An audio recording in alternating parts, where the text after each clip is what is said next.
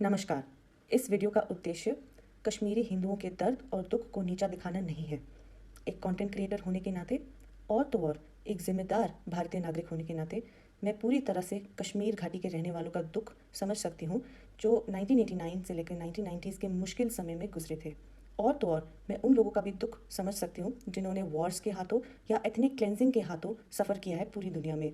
ये एक निजी राय है। बढ़ते हुए पोलराइजेशन जो आजकल के ज़माने में चल रहा है, कृपया करके पूरी वीडियो अंत तक देखें। बहुत सारा प्यार, विनी नंदा। इस वीडियो को आप लेफ्ट/राइट विंग बैशिंग वीडियो की तरह मत लीजिए। मेरे एक पर्सनल ओपिनियन की तरह, जो मेरा पर्सनल ओपिनियन होगा उस मद्देनज़र में रखे लीजिए। This is my personal opinion. Therefore, I urge my viewers to listen to me very clearly and understand my views before passing any judgment in the comment section. मैं सबको कॉल आउट करूँगी। Actual में देखा जाए, I will call out each and every side of the spectrum without any filters, without any diplomacy and with share frankness. Video की शुरुआत में एक सवाल से करना चाहूँगी। सच्चाई क्या है? What is the truth? The basic definition that I could find on the internet is truth is something that has been proven by facts or by sincerity. Now, if I ask you कि क्या सच्चाई एक emotion की तरह use हो रही है? Is truth being used as an emotion?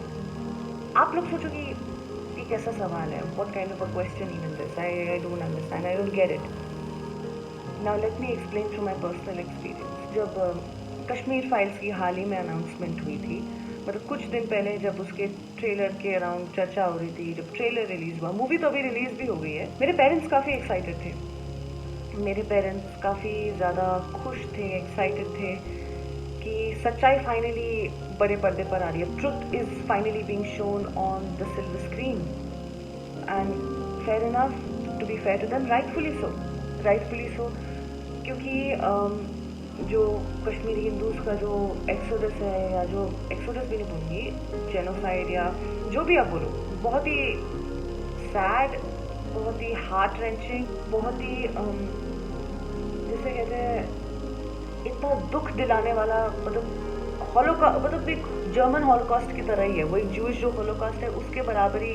जब हम ज्यूइश हॉलोकॉस्ट के बारे में सुनते हैं, हमारी आंखों से आंसू निकलते हैं। तो ये तो उससे भी, और ये हमारे कंट्री में हुआ, एंड इट्स इवन सैड। और ये मेरे हिसाब से काफ़ी अच्छी भी बात है, बिकॉज हमें जो चीज़ें हैं, जो पूरा कश्मीर का इशू है एज अ होल, वो हमें एक न्यू पर्सपेक्टिव से देखने को मिलेगा। चीज़ें काफ़ी नए तरीके से देखने को मिलेंगी, एंड साथ ही साथ ये फिल्म एक कॉन्वर्सेशन की तरह ओपन अप होगी कि कश्मीरी हिंदुओं के साथ क्या हुआ, मीडिया में क्यों नहीं बात हुई उनके बारे में। हमारी जो जनरेशन है और हमसे जो आगे वाली जनरेशन है, उनको कैसे इन्फॉर्म किया जाए इस चीज़ के बारे में, इस मैसेकर के बारे में कैसे इन्फॉर्म किया जाए जो 90s में हुआ। और ये बहुत ही दुखद बड़ी कहानी है ये, and it should be shown on the silver screen, it should be share. ये बार बार दिखाओ तो बहुत अच्छा है, बार बार इस पर स्टोरीज आनी चाहिए। बहुत बढ़िया है। बहुत फिल्म भी देखी, काफ़ी वेल मेड है, पर ये फिल्म के बारे में नहीं है, फिल्म का रिव्यू नहीं है, ये एक ओपिनियन है। तो let me get back to the opinion what I have to share. पर जैसे ही फिल्म की और बातें चलती रही, मेरे पेरेंट्स ना तो सिर्फ एक्साइटेड थे, but they were quite emotional, I would say. काफ़ी इमोशनल भी थे, बिकॉज उन्होंने ये एक्सपीरियंस कैसे सुना है, एंड वो उनकी लीनिंग्स कुछ मेरे से बहुत अलग है, लीनिंग्स मेरे मम्मी पापा की। तो काफ़ी इमोशनल भी थे, क्योंकि उनके हिसाब से वो उनका सच था।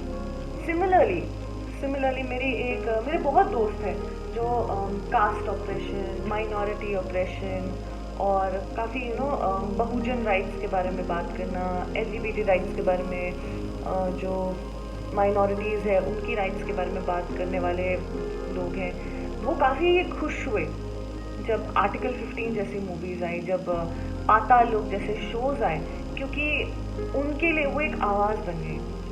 वो शोज़, वो मूवी आर्टिकल 15 का अगर मैं एग्जांपल दूँ, आर्टिकल 15 उनके लिए एक आवाज़ बन गई, उनका एक रियलिटी हो गया, वो उनके हिसाब से वो सच है। ये वीडियो इस चीज़ के बारे में नहीं है कि कौन सही है कौन गलत है, क्या सच है क्या झूठ है, किसको किस चीज़ के लिए जिम्मेदार ठहराना चाहिए, not that bullshit.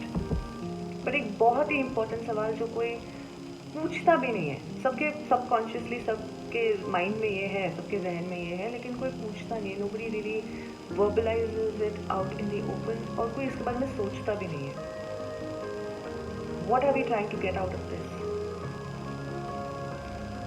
What are we really trying to achieve out of all this polarization, left-right politics, sensationalism and all that bullshit? मतलब जो भी आपको टर्म यूज करना है, हम इस चीज से क्या अचीव क्या करना चाहते हैं?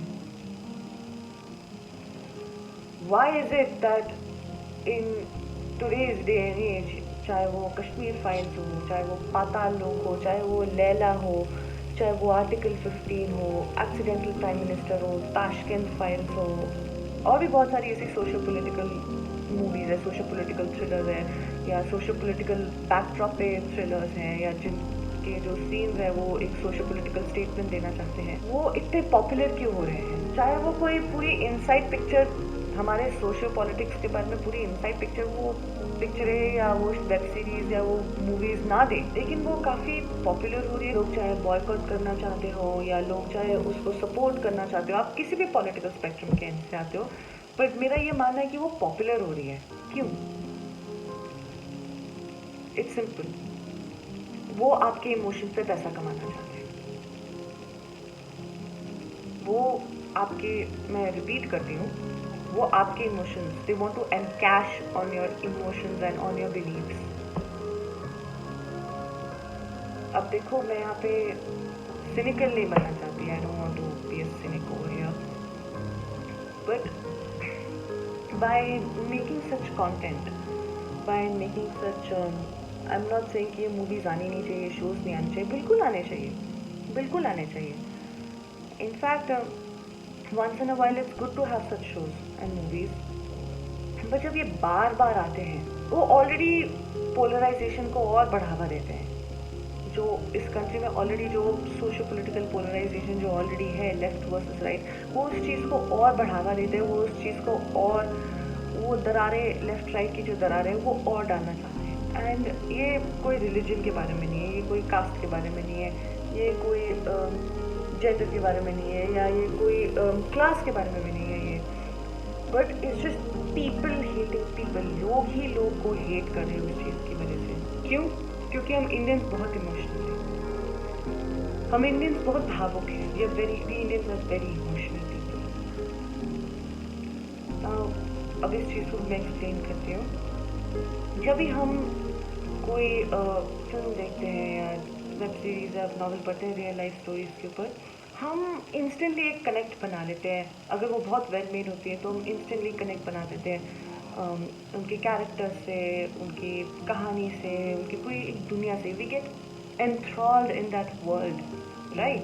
कोई भी अच्छा ओरेटर आप उठा के देख लो, वो अच्छा इसलिए है क्योंकि वो अपनी ऑडियंस से एक इमोशनल कनेक्ट बना लेता है। चाहे वो हैप्पीनेस हो, गुस्सा हो आपका, या आपका सैडनेस हो, या आप प्यार भी हो, आप love is also an emotion. और जब भी कोई ऐसा शो आता है जिसके जो थीम है, जो एक सोशो पॉलिटिकल, जैसे अगर कोई सोशो पॉलिटिकल बैकड्रॉप पे शो है जो हमारे बिलीफ सिस्टम से अलाइन करता है, या जिस चीज़ के लिए हम लड़ रहे हैं उस चीज़ के बारे में है, तो हम उस कहानी पर हम कम्प्लीटली इन्वेस्टेड हो जाते हैं। नाउ अब आप लोग कहोगे ये बहुत ही नेचुरल है, इट्स वेरी नॉर्मल, इसमें क्या गलत बात है? एंड आई एग्री, इसमें कोई गलत बात नहीं है सच, इसमें एक्चुअली कोई गलत बात नहीं है तो देखा जाए तो। In its raw form, nothing wrong with it.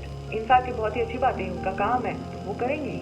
Public के इमोशन से कनेक्ट करना उनका काम है तो वो करेंगे ही। बट नाउ डेज जो आजकल की जो जिस टाइम्स में रह रहे हैं, हमारे इमोशंस, हमारा बिलीफ सिस्टम एक उनके लिए धंधा हो गया। Emotions have become a business, specially the emotion of truth.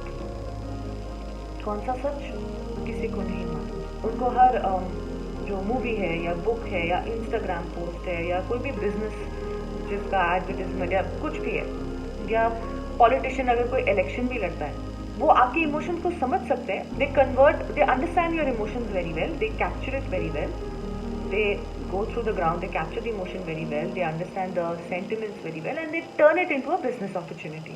They cash on it.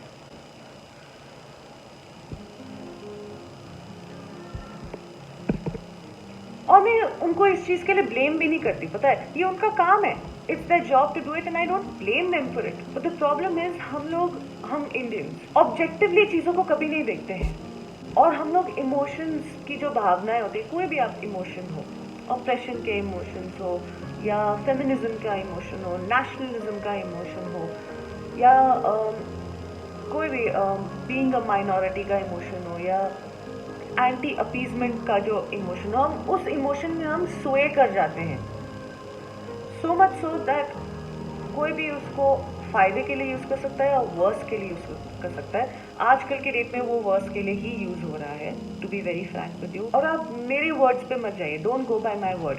आप मुझ पर बिलीव नहीं करते, आप ट्विटर ट्रेंड्स देख लो, आप न्यूज़ कवरेजेस देख लो, आप किसी मूवी का IMDb का रेटिंग देख लो, कोई भी आप आजकल की मूवी का IMDb रेटिंग देख लो, और वो कितने पॉलिटिकली मोटिवेटेड होते हैं, या वो कितने उस एक्टर के लिए बायस्ड होते हैं, या वो किस एक्टर के वो खिलाफ होते हैं, एंड सच थिंग्स। आप खुद अपने लिए आप खुद देख लो। ये जो इमोशंस होते हैं ना हमारे, ये हमको चीज़ें रैशनली देखने से ब्लाइंड कर देते हैं, and it becomes rather very counter productive than actually finding a solution, a long term solution. I agree that ये जो फिनोमेना है ये पूरे वर्ल्ड में हो रहा है। आप USA की पॉलिटिक्स उठा के देख लो, आप UK की पॉलिटिक्स उठा के देख लो, आप किसी भी यूक्रेन का आप आज देख लो, ये ग्लोबली हो रहा है, ये चीज़ ग्लोबली हो रही है। But however I can only talk from an Indian perspective, क्योंकि मैं इंडिया में रहती हूँ, मैं एक इंडियन हूँ, मैं अपने भारतीय पर्सपेक्टिव से मैं बात कर सकती हूँ। आजकल